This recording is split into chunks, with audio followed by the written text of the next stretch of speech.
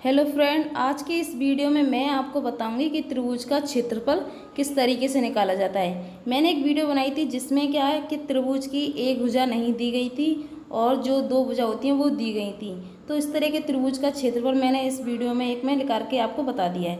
पर इस वीडियो में मैं आपको बताऊँगी कि जिस त्रिभुज की जो तीनों भुजा होती हैं उन्हें दी जाएँ और उनका क्षेत्रफल होता है उसे किस तरीके से निकाला जाता है, इस वीडियो में आज आपको बताऊँगी। तो वीडियो को लास्ट तक देखना, तभी आपको समझ में आएगा कि क्षेत्रफल को किस तरीके से निकाला जाता है। तो यहाँ पर एक सूत्र है, आपको दिखाई दे रहा होगा, एस कोष्टक में S minus A, S minus B, S minus C. तो इस फॉर्मूले को हीरोन का सूत्र कहा जाता है। ठीक है, तो यहाँ पर इस सूत्र से हम इस क्षेत्रफल को निकालेंगे। तो कैसे निकालेंगे इस वीडियो में आपको बताऊँगी। तो चलिए वीडियो को शुरू करते हैं। वीडियो शुरू करने से पहले अगर आप मेरे चैनल पर नए हैं तो चैनल को सब्सक्राइब करके नोटिफिकेशन ऑल जरूर कर देना। तो यहाँ पर ये त्रिभुज है, तो यहाँ पर ए बी सी, तो आपको पता है कि ए बी सी क्या है। ठीक है, तो ए बी सी है त्रिभुज की भुजाओं की लंबाई। ठीक है, तो इस फॉर्मूले में आपको एस नहीं पता। ठीक है, तो एस है हमारा, यहाँ पर क्या है, एस हमारा अर्ध परिमाप है। ठीक है, तो यहाँ पर इस त्रिभुज की हम तीनों भुजाएँ जो दी गई हैं, जैसे ए बी सी यहाँ पर तीनों दी गई हैं। ठीक है, तो यहाँ पर हमें क्या करना है, इस त्रिभुज का क्षेत्रफल निकालना है। ठीक है, तो कैसे निकालेंगे मैं आपको बताऊंगी। चलिए इस वीडियो को शुरू करते हैं। तो यहाँ पर सबसे पहले हम क्या करेंगे कि पहले हम यहाँ पर जो अर्ध परिमाप दिया गया है उसे हम पहले निकाल लेते हैं। ठीक है, तो यहाँ पर आप कहेंगे कि एस क्या है, तो एस यहाँ पर एक अर्ध परिमाप है।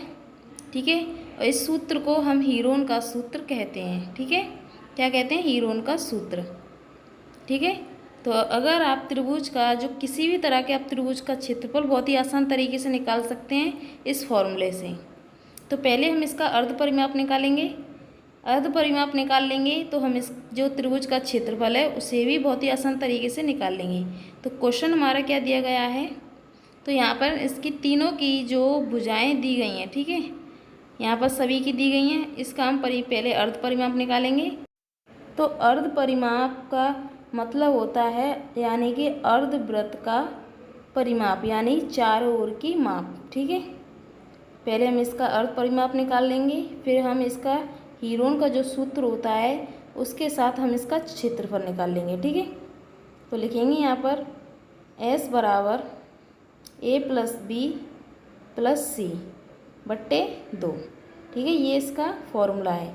यहाँ पर आप ए बी या इसमें जो इसकी भुजा दी गई हैं ए बी के स्थान पर यहाँ पर जो संख्या दी गई है यहाँ पर कुछ भी आप लगा सकते हैं, या इसे ए मान सकते हैं, या इसे बी, या इसे सी, या तीनों में आप किसी को भी ए या बी का मान दे दीजिए, आपका आंसर सही निकलेगा। ठीक है, तो हम यहाँ पर इस फॉर्मूले के साथ इन सभी का मान लगाकर इसका अर्ध परिमाप पहले निकाल लेते हैं। ठीक है, दूसरा फॉर्मूला क्या दिया गया था जिससे हम क्षेत्रफल निकालेंगे, दूसरा फॉर्मूला दिया गया था एस बराबर कोष्टक में एस माइनस ए, कोष्टक में एस माइनस बी, फिर कोष्टक में एस माइनस सी। ठीक है, ये हमारा इस क्षेत्रफल निकालने का फॉर्मूला है।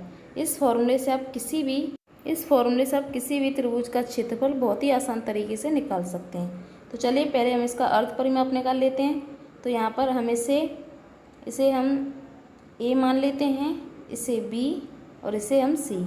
इसमें से आप ए या बी को किसी को भी मान सकते हैं, इससे कोई फ़र्क नहीं पड़ता। ठीक है, तो यहाँ पर हम 11 ए के स्थान पर, बी के स्थान पर 6 प्लस सी के स्थान पर 7। ठीक है, जो इनकी भुजाएं दी गई हैं। ठीक है, अपॉन 2।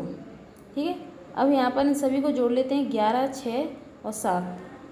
11, 6, 7 कितने होंगे, 24 होंगे। तो लिखेंगे एस बराबर 24 बट्टे 2।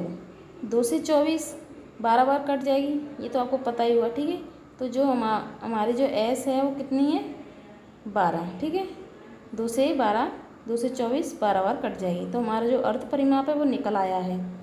तो अर्ध परिमाप निकल आया है, तो इसके साथ अब हम इस फॉर्मूले में जो हमारा एस का मान था वो हमें नहीं पता था, हमें इसमें एस का मान पता चल गया है।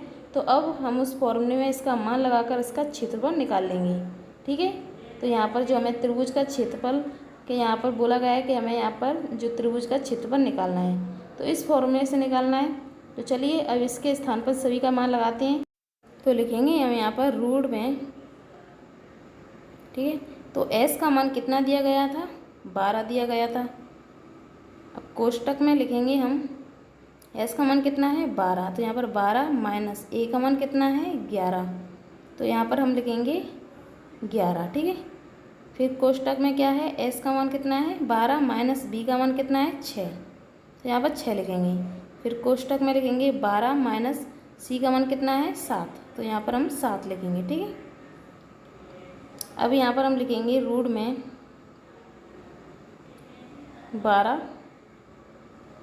रूट में लिखेंगे हम 12, 12 में से 11 जाएंगे तो कितने बचेंगे 1 कोष्टक में, ठीक है। फिर कोष्टक 12 में से 6 जाएंगे तो कितने बचेंगे 6, कोष्टक में 12 में से 7 जाएंगे तो कितने बचेंगे 5, ठीक है। तो अब यहाँ पर जो हमारी संख्या है जो रूट में कोष्टक में होती है उनमें गुणा होता है, ठीक है। ये तो आपको पता ही होगा, यहाँ पर कोई चिन्ह नहीं हो, वहाँ पर गुणा का चिन्ह होता है। तो यहाँ पर हम लिखेंगे, तो यहाँ पर जो रूट में संख्या आ जाए जिससे अभाज्य संख्या, जिससे हम कहते हैं अभाज्य गुणन, ठीक है। आपकी भाषा में कहें तो इससे हम लासा कहेंगे। तो यहाँ पर 12 का लासा लेंगे हम, 2 से करेंगे 6, 2 से 3, 3 से 1, ठीक है। तो यहाँ पर जो हमारी संख्या आई है 2, 2, 3, तो इसे हम यहाँ पर रूट में लिख लेंगे, ठीक है। तो 1 का हम जो लासा लेंगे तो 1 ही आएगा, 6 का लेंगे 2 से 3, 3 से 1, ठीक है। तो यहाँ पर इसी तरह हम यहाँ पर लिख लेंगे 2 × 3, ठीक है। और 5 का अभाज्य गुणन नहीं होता, ठीक है। तो 5 के हम 5 लिख लेंगे। तो यहाँ पर हम जोड़ा बनाएंगे, जो 2 संख्याओं का जोड़ा होता है, ठीक है। यहाँ पर हमें देखना है कि जो समान संख्या कौन कौन सी जिनका जोड़ा बन रहा है, ठीक है। तो यहाँ पर 2 का संख्या का बन रहा है 2 बार जोड़ा, तो यहाँ पर आपको दिखाई दे रहा है 2 संख्याओं का बन रहा है जोड़ा 2, ठीक है। तो यहाँ पर हम लिखेंगे 2, ये जोड़ा बन रहा है, और एक यहाँ पर 3 का जोड़ा बन रहा है, यहाँ पर 3 का जोड़ा बन रहा है, 2 से तो यहाँ गलत हो गया, एक 3 का जोड़ा बन रहा है और एक 2 का जोड़ा बन रहा है। 5 और 2 इनका जोड़ा नहीं बन रहा है, तो जिस संख्या का जोड़ा बन रहा है उस संख्या को हम बाहर निकाल लेंगे। 2 का जोड़ा बन रहा है, 3 का बन रहा है जोड़ा, ठीक है। तो यहाँ पर हम दोनों को बाहर निकाल लेंगे, जो संख्या बची है उसे हम रूट में लिख लेंगे, ठीक है। तो यहाँ पर 2 बची है × 5, ठीक है। तो यहाँ पर इन दोनों का जो बाहर वाली संख्या है उसमें हम गुणा कर लेंगे और अंदर जो संख्या है रूट में उसका गुणा कर लेंगे। तो यहाँ पर 3 का गुणा 2 में करेंगे तो 6 होगा, और 2 का गुणा 5 में करेंगे तो 10 होगा रूट में, ठीक है। तो जो हमारा क्षेत्रफल है वो निकल आया है कितना 6√10। क्षेत्रफल में पूछा है तो सेंटीमीटर स्क्वायर लगा देंगे, ठीक है। तो इस तरीके से क्षेत्रफल को निकाला जाता है। तो आई होप दोस्तों कि आपको वीडियो अच्छी लगी होगी। वीडियो अच्छी लगे तो वीडियो को लाइक कर देना, चैनल पर नए हो तो चैनल को सब्सक्राइब करके नोटिफिकेशन ऑल जरूर कर देना, जिससे क्या होगा कि मेरे आने वाली हर नई वीडियो की नोटिफिकेशन आपको तुरंत ही देखने को मिल सके। दोस्तों मैं आपको एक क्वेश्चन देती हूँ जिसका आंसर आपको मुझको कमेंट बॉक्स में बताना है कि इसका राइट आंसर क्या है। तो यहाँ पर क्वेश्चन दिया गया है जो सेम इसी तरह आपको करना है, तो इसका आपको राइट आंसर बताना है कमेंट बॉक्स में कि आखिरकार इसका राइट आंसर क्या है। तो चलिए मिलते हैं नेक्स्ट वीडियो में, तब तक के लिए बाय।